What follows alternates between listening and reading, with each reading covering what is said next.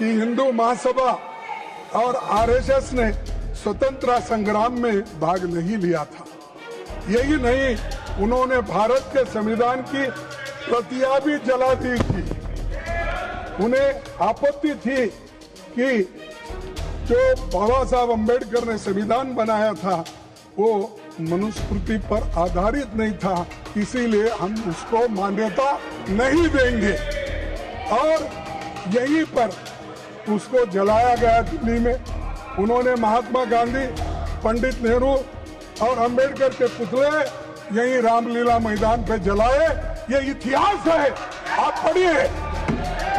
और जो संविधान को मानने वाले नहीं हैं और हमसे बार बार कहते हैं कि तुम क्या किए, तुम क्या कर, क्या तुम्हारे घर में नौकरी करना, क्या किए देश के लिए करे।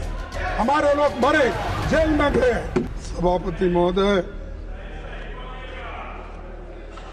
सही बोलता हूं मैं, झूठ बोलने की आदत आपको है।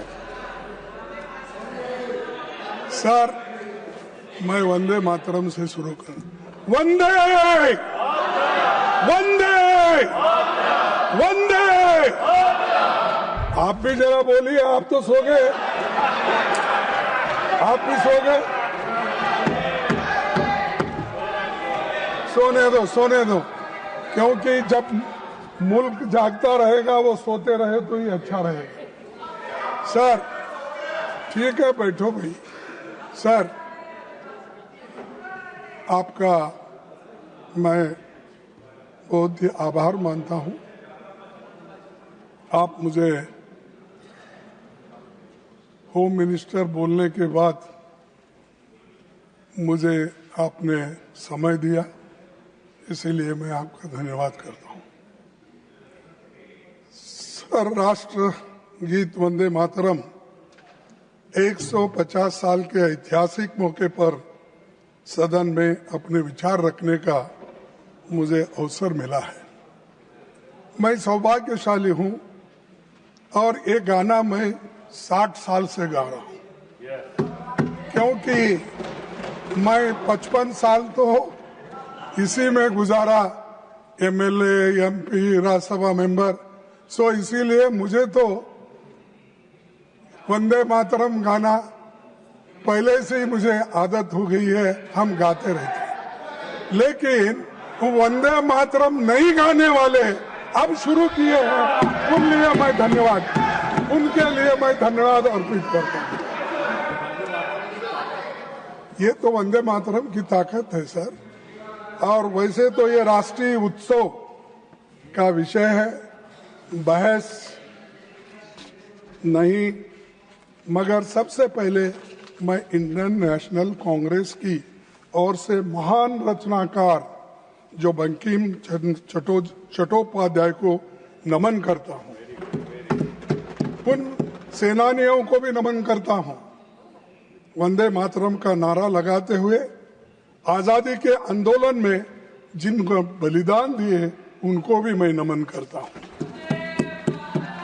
वंदे मातरम गीत भारत के सार्वजनिक जीवन में तब प्रवेश करता है जब गुरुदेव रविंद्रनाथ टैगोर ने 1896 में कांग्रेस के कलकत्ता अधिवेशन में पहली बार गाया था, और जिसका जिक्र हमारे होम मिनिस्टर ने अपने इस पे किया, लेकिन इसका बैकग्राउंड क्या था ये नहीं बोले। जो चीज उनको अच्छी लगती है और कांग्रेस को टोकने के लिए, हमारे लीडरों का अपमान करने के लिए जो बोलना है वही कट पेस्ट करके बोलते हैं, दूसरा नहीं बोलते। ये आदत है, लेकिन क्या कर सकते सर, चंद लोगों की वो आदत से मजबूर होते हैं, वही बात बार बार करते हैं। सर, इस तरह वंदे मातरम को आजादी का नारा बनाने का काम कांग्रेस पार्टी ने किया। कांग्रेस ने अपने अधिवेशनों और कार्यक्रम में वंदे मातरम के नियमित गायन की परंपरा शुरू कर दी। क्या आप लोगों ने अपने पार्टी का कार्यक्रम शुरू होता, ये आपने पहले कर दिए थे? करते थे। अरे आप तो हर चीज के खिलाफ करते हो, फिर भी आपको मैं बार बार टोकना नहीं चाहता, लेकिन आपको मालूम होना चाहिए, आपका इतिहास ये है कि आप हमेशा देशभक्ति के गाने को, आजादी को और आजादी के लड़ाई के खिलाफ आप थे, कभी भी आप उसके फेवर में नहीं थे।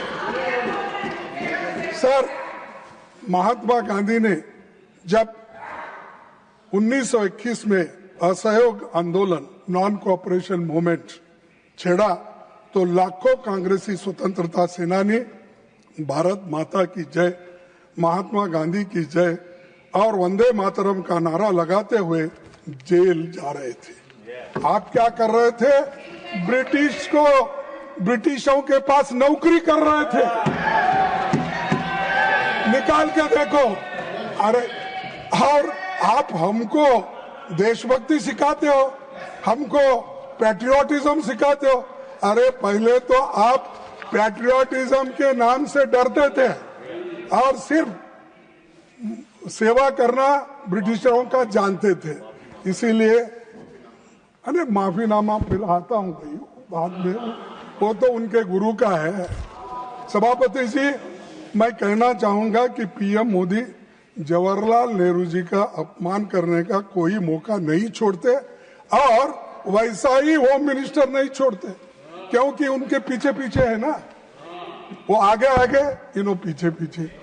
तो ये नेचुरली ये हमेशा कि इसीलिए वो हमेशा कांग्रेस का गिला करते हैं और हमारे पार्टी के बारे में, नेताओं के बारे में, यहाँ तक कि हर कांग्रेस के लीडर का अपमान करने का मौका नहीं छोड़ते।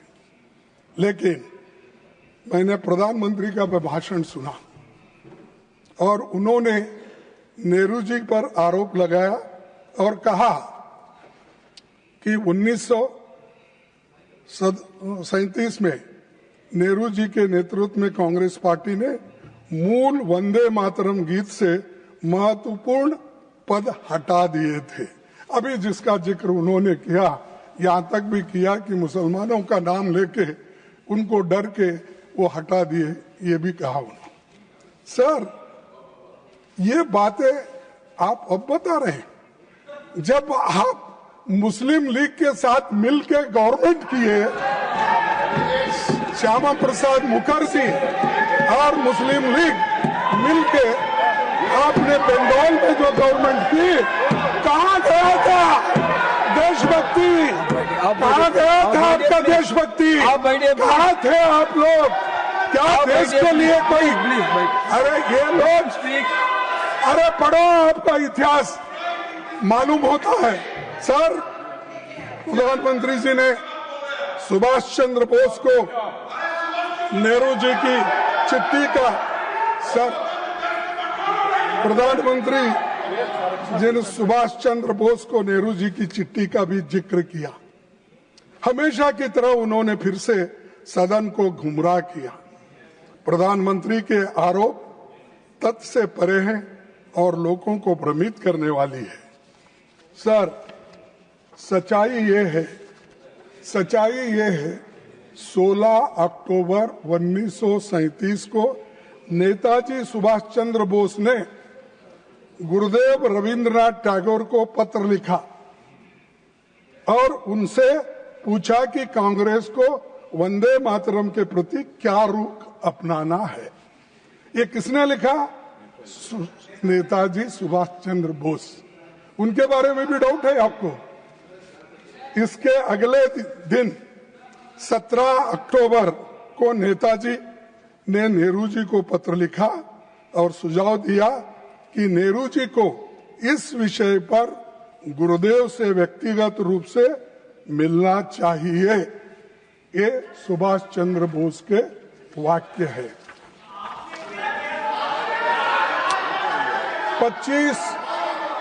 25 अक्टूबर 1937 को नेहरू जी गुरुदेव रविंद्रनाथ टैगोर से मिले और 26 अक्टूबर 1937 को पत्र लिखा जिसमें मैं कोट करता हूं कि एग्जिबिट 1 मैं इस सदन के पटन पर रखता हूं, वो ताकि अच्छा ढंग से वो पढ़ ले। मैं कौन है नहीं यहाँ पर, कोई रहता नहीं पटन, अरे कौन नहीं आया, ये पटन में रखता हूं और मैं कोट करता हूं रविंद्रनाथ टैगोर जी ने क्या कहा। In offering my own opinion about it, I am reminded that the privilege of originally setting its first stanza to the tune was mine. To me, the spirit of tenderness and devotion expressed in its first portion, the emphasis it gave to beautiful and beneficent aspects of our motherland, made a special appeal, so much so that I found no difficulty in disassociating it with the rest of the poem. पढ़ो और एक बार, I found no difficulty in disassociating it with the rest of the poem. The first two stanzas are such that it is impossible for anyone to take objection to. Remember, we are thinking in terms of national song. Remember, please. Remember, Please, we are thinking in terms of national song for all India. This is Rabindranath Tagore's words. Are you against it? You want to condemn this? This is Rabindranath Tagore's stanza. He accepted it and that is continued. सभापति जी, सच्चाई ये है कि Congress working committee ने 28 अक्टूबर 1937 को गुरुदेव की इन्हीं शब्दों को सर्वसम्मति से पारित किया। कहां पर? तो ये जो इस प्रस्ताव पर सहमति व्यक्त करने वालों में प्रमुख नेताओं के नाम है, पढ़ता हूं। महात्मा गांधी जी, आपको ऑब्जेक्शन है? मौलाना आजाद जी, पंडित नेहरू जी, नेताजी सुभाष चंद्र बोस जी, डॉक्टर राजेंद्र प्रसाद जी, सरदार पटेल जी, जेपी कृपलानी जी, गोविंद वल्लभ पंत जी, ये सभी नेता लोग एक सहमति से उन्होंने कहा ये कांग्रेस वर्किंग कमेटी के और ये प्रस्ताव में क्या है? The committee wishes to point out that the modern evolution of the use of the song as part of national life is of infinitely a greater importance. Therefore, the committee recommends that wherever Vande Mataram is sung at national gatherings, only the first two stanzas should be sung. With perfect freedom to organize to sing any other song of unobjectionable character can be sang. ये working committee में मंजूर हुई। क्या नेहरू जी अकेले के? क्या गांधी जी नहीं थे? सुभाष चंद्र बोस नहीं थे? कृपलानी नहीं थे? मदन मोहन मालवीय नहीं थे? आजाद जी नहीं थे? इनका अपमान कर रहे हो आप, इन सब का अपमान कर रहे हो। और ये सभी बड़े नेताओं का सम्मिलित निर्णय था। फिर नेहरू जी को अकेले क्यों टारगेट करके प्रधानमंत्री वही बार बार बोलते हैं, यहाँ होम मिनिस्टर बोलते हैं। और इसका एक प्रति भी मैं आपके सामने रखूंगा। नंबर 2 यहाँ है सर, देख ये दूसरा नंबर है, मैं ये भी पठन पे रखूंगा। प्लीज ये पढ़ लीजिए, क्योंकि आप नहीं पढ़े होंगे कांग्रेस का इतिहास, सिर्फ आप गोलवरकर का, मनुस्मृति का ये किताबें पढ़े हैं, ये भी जरा पढ़ो, इसीलिए मैं आपको दे रहा हूं। सर, इस मुद्दे पर एक नया विवाद खड़ा करके मोदी जी ने न केवल राष्ट्रीय नायकों का बल्कि विशेष रूप से गुरुदेव रविंद्रनाथ टैगोर का भी अपमान किया। यह नेताजी सुभाष चंद्र बोस का भी अपमान है, जिन्होंने वंदे मातरम को स्वतंत्रता संग्राम की धड़कन बना दिया, और उसी पूरी पीढ़ी का भी अपमान किया जिसने जेलों की यातनाएं नहीं सही, लाठियां खाई और इस गीत को अपने हृदय में रखकर देश के लिए प्राण न्यौछावर कर दिए। इसीलिए मोदी जी को, आपको देश से माफी मांगना चाहिए,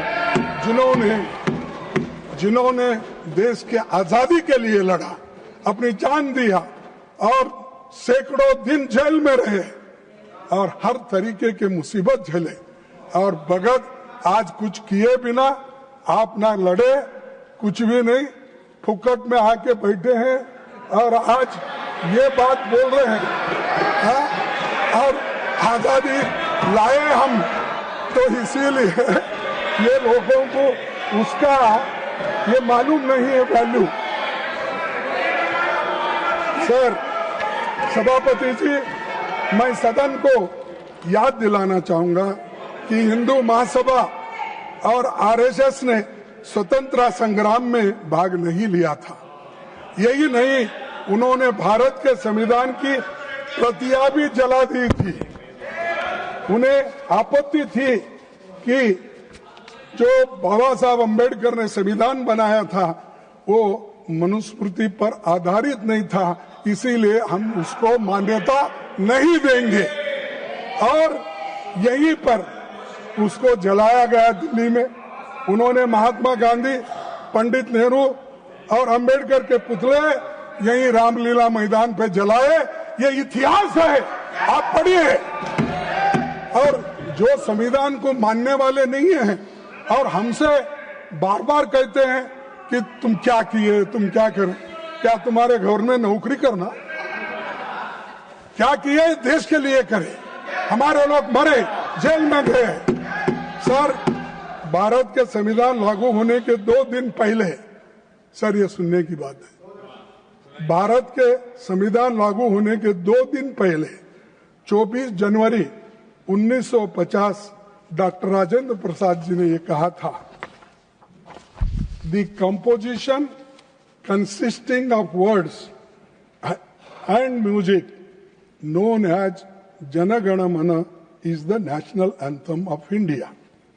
And the song Vande Mataram, which has played a historic part in the struggle for Indian freedom, shall be honored equally with Jana Gana Mana and shall have equal status with it. ये हमारे भूतपूर्व, हमारे राष्ट्रपति जी का है, इसको भी आप नकारते हैं। अरे जो चीजें इतिहास के पन्नों में आए हैं, तारीख लिखा है, उस तारीख को भी आप मानने वाले नहीं हैं। तो मेरे को समझ में नहीं आ रहा किस चीज को मानते हैं। क्या हिटलर के बुक को मानते हैं, किसके लिए? और हमेशा आपकी आदत हो गई है कि कांग्रेस को गालियां देना और नेहरू जी को टारगेट।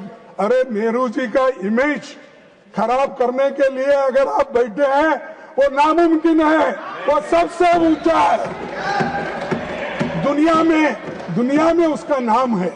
अब उतना ऊंचा आप कभी नहीं बन सकते, आप नीचे है, नीचे ही रहेंगे।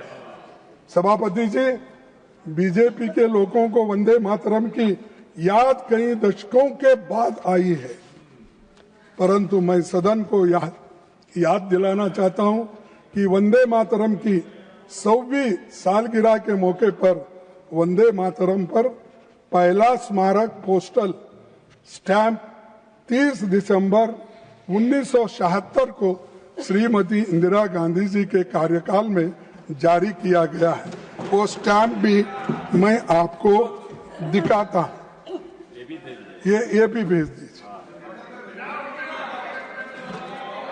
सर, अरे आप लोग देखे नहीं भाई, जरा देख के तो देखो।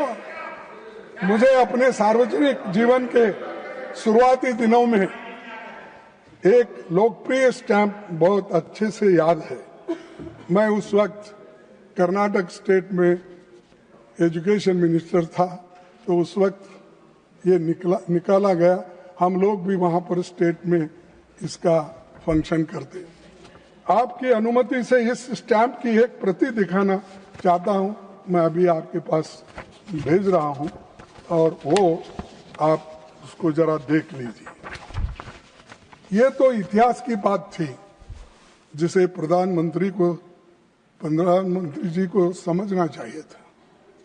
आज की चर्चा का संदर्भ वही होना चाहिए जो देशवासियों को वंदे मातरम की भावना का सही अर्थ और सम्मान समझा सके।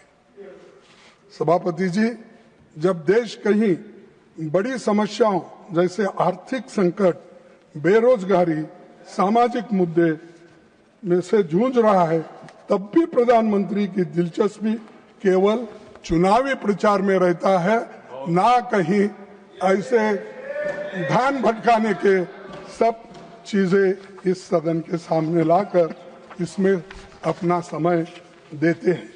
सर, उन्होंने वंदे मातरम पर बहस केवल बंगाल चुनावों के ध्यान में रखकर ही की है, ये मेरा कहना है। ये उसीलिए तो आपने ये की। इस गलत फहमी में न रहे कि गुरुदेव रविंद्रनाथ टैगोर पर हमला करके असली मुद्दों से ध्यान हटाया जा सके। ये नहीं हो सकता। इस सदन का उद्देश्य यही होना चाहिए कि देश के सामने मौजूद ज्वलंत मुद्दे पर ध्यान केंद्रित किया जाए, क्योंकि भारत माता को सच्ची श्रद्धांजलि तभी होगी जब ये संसद जनता के मुद्दों और उनके समाधान के बारे में बहस करे। ये मेरा कहना है अध्यक्ष महोदय, इसीलिए मैं ये बातें उनके सामने रखी।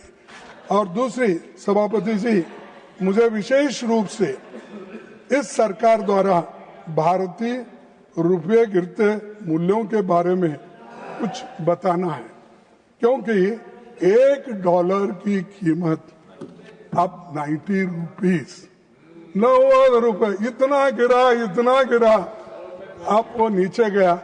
और आपके नेता, जब आप होम मिनिस्टर थे, आपके नेता जो चीफ मिनिस्टर थे, उन्होंने उस वक्त क्या कहा था, ये सुनने की तरह थोड़ी सी टॉलरेंस रखो।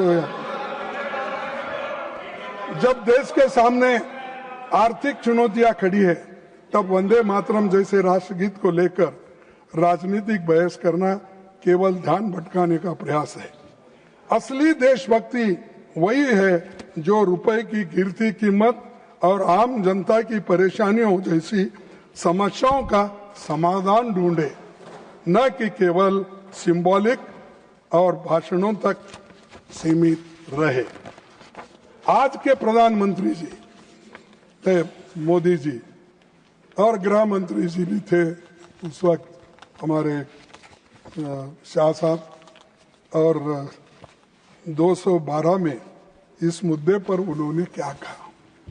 इस मुद्दे पर उन्होंने कहा, देश जानना चाहता है किस मुद्दे पे, रुपए की कीमत जो घट रही है और डॉलर जो बढ़ रहा है कीमत उसका।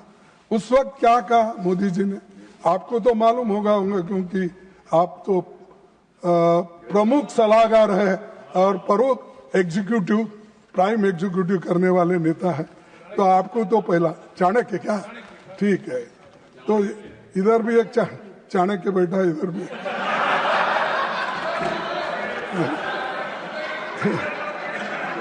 तो अरे बेटो, देश जानना चाहता है। प्रधानमंत्री जी, ये उन्होंने कहा, देश जानना चाहता है। प्रधानमंत्री जी मनमोहन सिंह जी को कहते हैं, ऐसा क्या कारण है कि आज अकेला हिंदुस्तान का रुपया डॉलर के मुकाबले गिरता ही चला गया, और मैंने साफ मांग की है ये सिर्फ आर्थिक कारणों से नहीं हुआ, ये आपकी भ्रष्ट राजनीति को दिल्ली से चली उसका इसके अंदर बहुत बड़ा रोल है। मैं बहुत गंभीरता से ये आरोप कर रहा हूं। क्या आपके पास भी ऐसा ही हुआ? आप भी भ्रष्ट हैं? आप तो बोलते मैं पाक हूं, स्वच्छ हूं।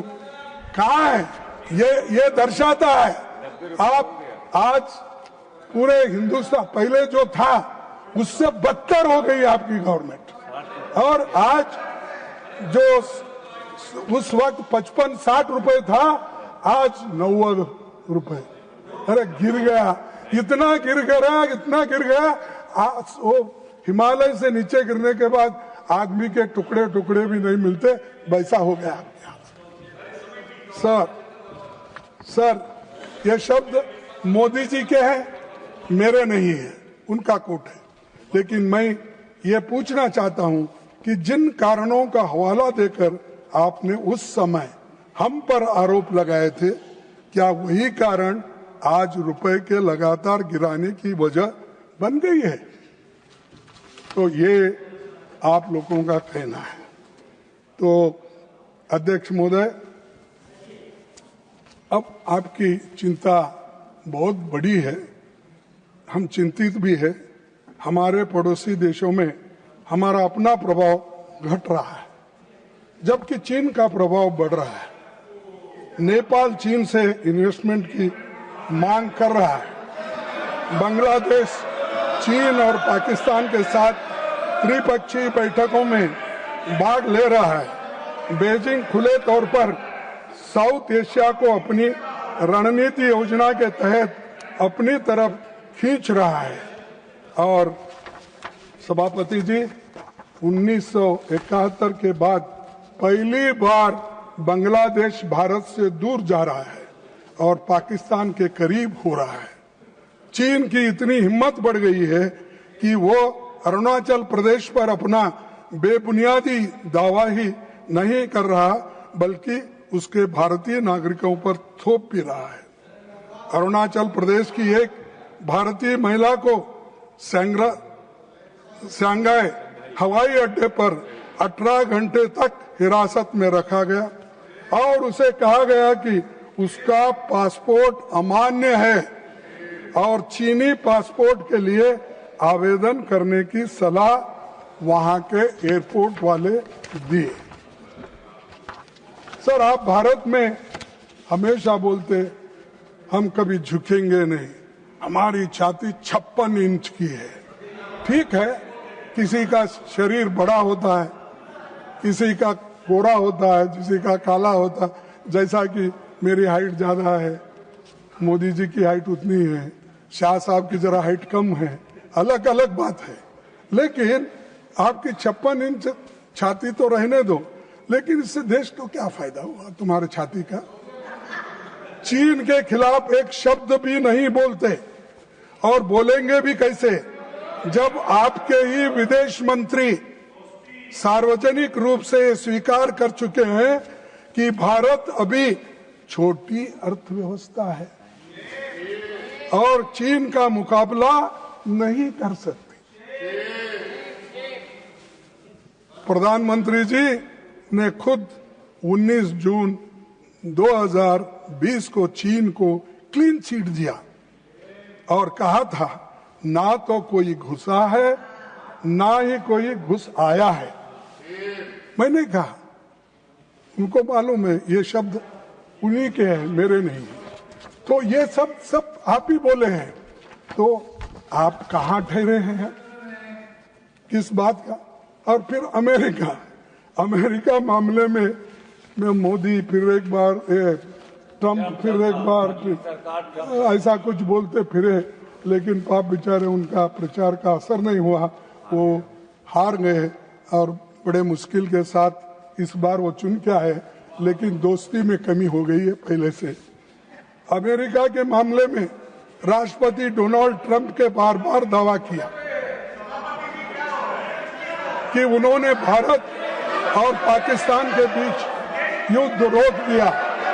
सभापति जी, पिछली बार जब मैंने इस विषय पर चर्चा की थी तब मैंने बताया था कि वो ये बात कितनी बार दोहरा चुके हैं। उन्होंने इसे इतनी बार कहा है कि गिनती करना भी मुश्किल है, उतने बार ट्रंप ने बार बार कहा है मैंने सुनाया, मैंने कॉम्प्रोमाइज कराया, मैंने सब कुछ किया।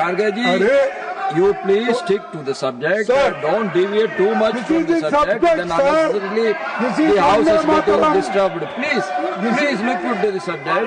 Look, come back to the subject. ये भारत की बात हो गई और हम भारत के लिए, और दूसरी बात सर, अमेरिका ने हमारे व्यापारियों को टैरिफ लगाकर बर्बाद कर दिया है।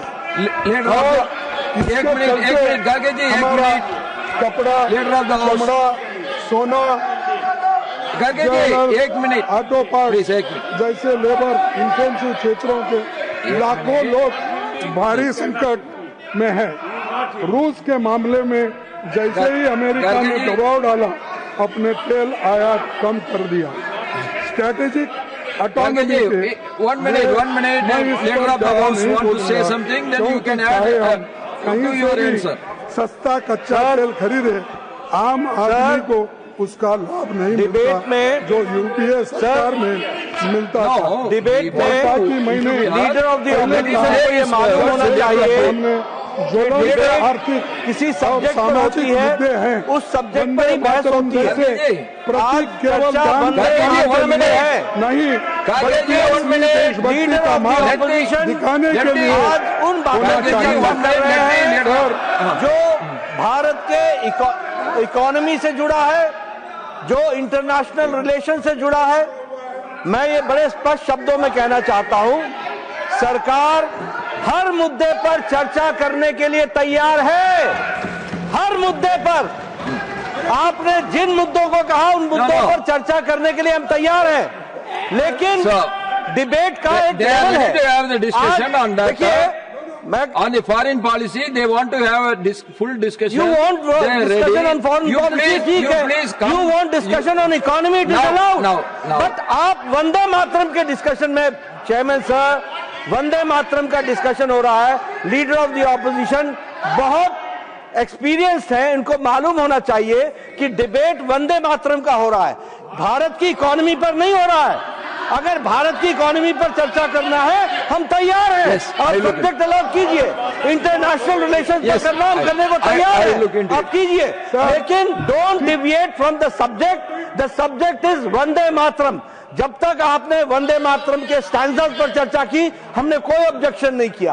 आपने बाकी हिस्टोरिकल विषय रखे, हमने कोई चर्चा ऑब्जेक्शन नहीं किया। लेकिन जब आप वहां से इकोनॉमी की बात करेंगे, उसके बारे में भी करें। सुरक्षा विफलताओं के बारे में आपको बताना चाहता हूं। 2014 से 2023 तक भारत में 2237 आतंकवादी घटनाएं हुई, जिनमें 3006 नागरिक और 586 सुरक्षाकर्मी मारे। हम लोगों को कई बड़े दर्दनाक शामिल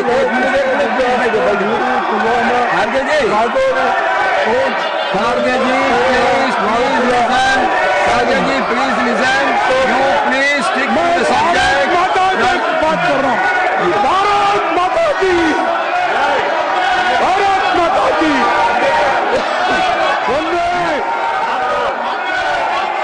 सर, प्रधानमंत्री जी और गृह मंत्री जी इस देश के लगातार आतंकवादी हमलों को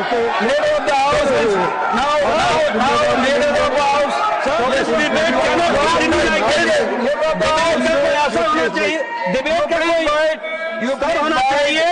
हमने पहले कहा कि हम तैयार हैं हर विषय पर चर्चा करने के लिए, लेकिन मुद्दे से भटक करके चर्चा करेंगे तो चर्चा नहीं हो पाएगी। चर्चा करनी है तो उस मुद्दे पर कीजिए जिसके लिए उनको समय दिया गया है। लीडर ऑफ द ऑपोजिशन को समय वंदे मातरम के लिए दिया गया है। Please discuss Vande Mataram. If you have to discuss if you have to discuss terrorism, we are ready for that also, and we discuss Operation Sindoor. आपने चर्चा शुरू की थी, हमने उसको हाउस में अलाउ किया, और आपने मुंह दिखाई है ऑपरेशन सिंदूर पर, यह भी स्पष्ट है। हमने चर्चा की, 2 दिन बाद आपने मुंह दिखाई है किसी हाउस में। हम हर बात की चर्चा करने के लिए तैयार हैं। इकोनॉमी पर चर्चा हो, हम तैयार हैं। आप टाइम तय कीजिए, आप इंटरनेशनल रिलेशन पर चर्चा करना चाहते हैं, हम तैयार हैं। लेकिन वंदे मातरम की आड़ में, वंदे मातरम की आड़ में अगर आप इस तरीके से चर्चा को डिबेट करेंगे और आप डिस्कशन को हाईजैक करना चाहेंगे, तो ये नहीं हो पाएगा। इस तरीके का हम That is not correct. Bhargav ji, you stick to the subject. If you want to discuss on any other subject, government is ready. We can go for that discussion later. You please now stick on to Vande Mataram. Others, all you please by day. All others, please be by day. Sir, राष्ट्रीय सुरक्षा, बेरोजगारी, विदेश नीति के बारे में बात की है। मैं स्पष्ट कर दूं कि देश के सामने again and again you are deviating. Bhargav ji, if the deviations from the subject will not go on record, the deviation from the subject will not go on record. No, it is not. No. It is not unparliamentary. No. It is not I am repeatedly unparliamentary. requesting you to come They back are to the saying I am subject. giving reply. The government is ready. You are having a lot of concerns for the country. I understand, but that can be discussed in the I will restrict. other time. Sir, लोग भी अनगिनत कठिनाइयों का सामना कर रहे हैं, जिनकी पीड़ा इस सरकार तक पहुंच नहीं रही। आप पाठ्यक्रम को बदल रहे हैं। वंदे मातरम,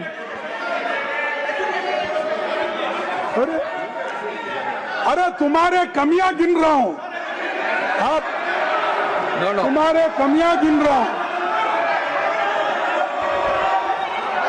भागो मत। No. You are. It is only your speech has created. They were listening, but your speech only has created. Your speech only created the controversy. Please stick to the subject. You please stick to the subject. And आज भी दलितों को that is not correct. That is not correct. Nothing will go on record unless the house comes in an order. Nothing will go on record unless the house comes to an order. Nothing will go on record, Bhargav ji. Nothing will go on record unless the house comes in order. Please, you bite here. You please bite here. I will request him not to deviate from the subject. You please bite here. I am requesting him not to deviate from the subject. You all please bite here. Bhargav ji, you are a very senior person. You should be an exemplary to all the young member of parliament. I am requesting you not to deviate. The government is already given their consent. They want to discuss separately the economics, security separately. You come back to the Vande Mataram and you speak, please. Others all by day. Sir, आज भी Honorable leader of the house want to say something. You hear it? No. Let him say. मैं खड़गे जी से विनम्र भाव से ये निवेदन करना चाहता हूं कि जो आज राज्यसभा में वंदे मातरम पर चर्चा हो रही है, बहुत हाई क्वालिटी की डिबेट चल रही थी। मैं चाहता हूं कि इसकी क्वालिटी इसी प्रकार से रहे। मैं दोबारा निवेदन उनसे करना चाहता हूं, आपने भारत की इकोनॉमी पर चर्चा चाहिए है, हम करने के लिए तैयार हैं। आपने इंटरनेशनल रिलेशंस पर चर्चा मांगी हो, हम करने के लिए तैयार हैं। हमने पहले भी कहा ऑपरेशन सिंदूर और उसके इंपैक्ट के बारे में आपने चर्चा मांगी थी, हम यहाँ चर्चा हुई, और ये अलग बात है कि आपको मुंह की खानी पड़ी उस पर। Yes. फिर आपने और भी चर्चा मांगी थी वक्फ बोर्ड पर, वो भी चर्चा इस हाउस में हुई है, उसमें भी आपको मुंह की खानी पड़ी है। आपने अन्य विषयों पर भी चर्चा मांगी, आपको मुंह की खानी पड़ी। लेकिन आज वंदे मातरम का डिस्कशन चल रहा है। कृपया करके now- ये now रिटिन you टेक्स्ट please- मत पढ़िए, No, no, ये no, रिटिन others, टेक्स्ट others. मत पढ़िए, Diwali ji, आप you- वंदे you मातरम बैठिए. पर चर्चा Your- कीजिए, your leader इस know how तरीके to- से No, आप no, एजुकेशन पर चर्चा Diwali ji, करेंगे, बैठिए. आप इकोनॉमी पर अब चर्चा बैठिए. करेंगे, आप Sir, international the government is ready. ये डिबेट का तरीका नहीं है, ये डिबेट का तरीका नहीं है। डिबेट का तरीका है, सब्जेक्ट तय होता है, यू स्पीक। और मैं आपसे निवेदन करूंगा, and I need your protection to maintain the Yes. Standard of the debate. Anything irrelevant to the subject should be expunged from the proceedings. Anything unparliamentary will not go on record. No, I am not saying any unparliamentary will not go on Anything. record. What is your problem? Any unparliamentary. No. What is your problem? If anything unparliamentary, will My not go. problem is that No. दलितों को मंदिर में नहीं आने देते। That is My nothing. problem is That is you want to- शादी में घोड़े पर बैठकर चल नहीं देते। My problem is that So- गांव के कुएं से No. पानी भरने Karge ji, पर ये when you are talking कोई about Vande बात नहीं Mataram, there करते। is no problem in the house. सड़क पर When you are going out of the subject, all the problems are started. पीटा जाता है, अपमानित किया जाता है। No. Sir, Nothing will go on record. जबरदस्ती- Nothing will go on record till the house comes to an order. Nothing will not go on record. Nothing will not go on record unless the house come to an order. You please all wait here. All others wait here. Karge ji, you have to stick to the subject, please. Unnecessarily, it is creating pandemonium in the house. Sir, supreme court के भीतर तत्कालीन मुख्य न्यायाधीश पर जूता फेंकने जैसी घटना बढ़ती सामाजिक कटुता है और No, that has nothing to do with this. Will not go on record. This will not go on record. That has nothing to do with Vande Mataram. This will not go on record. दलितों के न्यायाधीशों के ऊपर, ऑफिसरों के ऊपर हो This रहा will है। not go on. हम सब वंदे मातरम कहते हैं और इस मातृभूमि को नमन करते हैं, लेकिन इसी मातृभूमि में कमजोर दलितों, You are deviating from your subject. That's why all the pandemonium is started. असहायक लोगों को हर दिन Nothing will go on सम्मान, record. सुरक्षा Nothing will go और on record till the house comes to an order. किया जाता है। सरकार की कुछ No. पसंदीदा पूंजीपति Nothing will go on record till the house comes to an order. All wait here. All wait here. All wait here, please. All wait here, please. All wait here, please. No. Sanjay Seth ji, please wait here. Please wait here. Please wait here. Please wait here. Everyone, please take your seat. Everyone, please take your seat.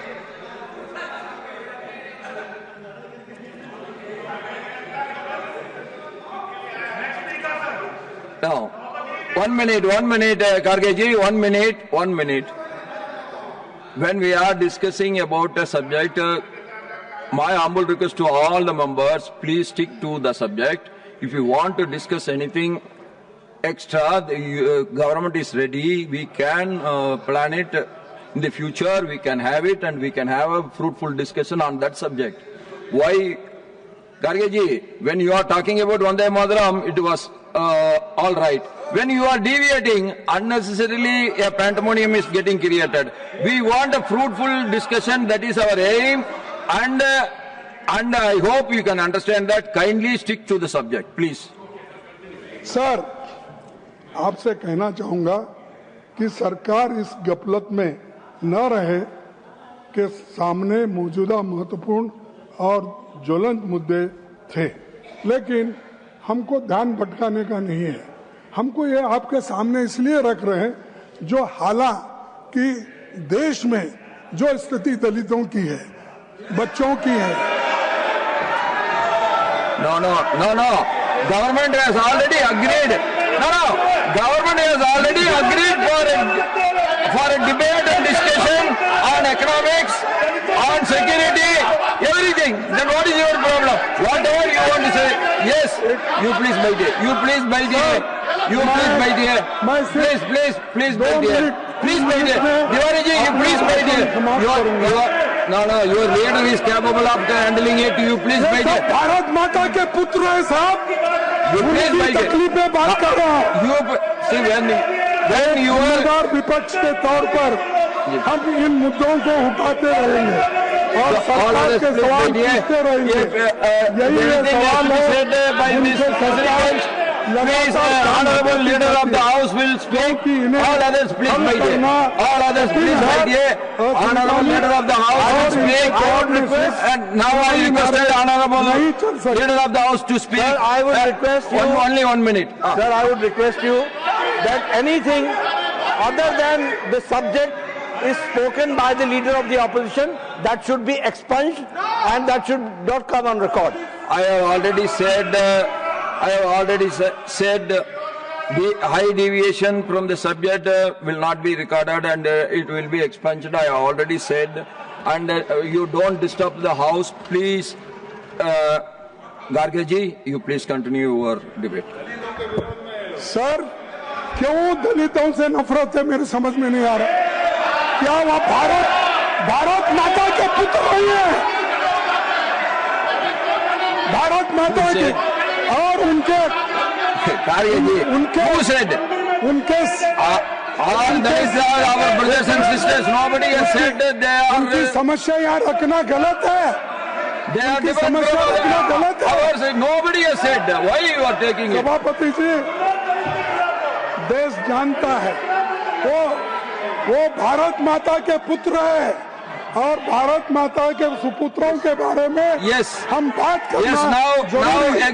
again, honorable leader of the house, ये देश जानता you है। are, Garge ji, whenever you are deviating from the subject, the house will get disturbed, that you have to understand it. Now, Sir. honorable leader of the house.